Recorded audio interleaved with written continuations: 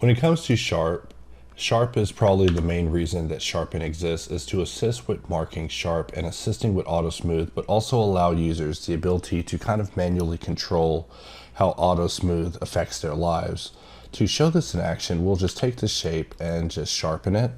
And we see that while the majority of edges selected received sharpening and it almost worked out, the edges that didn't actually impacted the shading. And this is where marking things as sharp needs to come in. So there are times where you may want to just come in and just press Q on a selection and just choose to mark it as sharp, which will allow you to basically override the shading.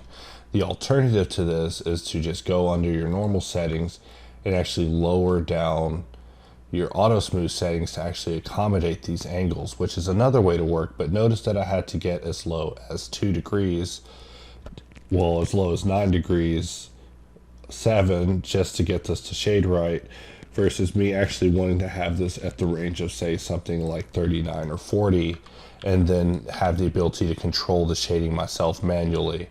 So if I were to have this down low enough to just make it work out like it was, you know, I think it was like around 7 or so, things were looking good here. Let's say that we were to take this area and bevel it.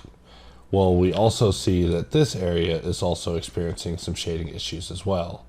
So, you know, if we start dialing this down, we could see that before we even start dealing with this area, we're already eating away at this area, which is just a compromise of shading that we just don't want to deal with. So for that reason, my general workflow involves keeping the auto smooth around either 30 or 60, but being able to go in and manually override the sharp information.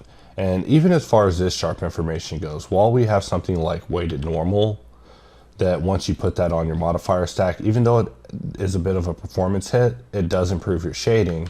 This is also something that we used to formally solve back in 2.79 by just going in and actually just marking these areas manually.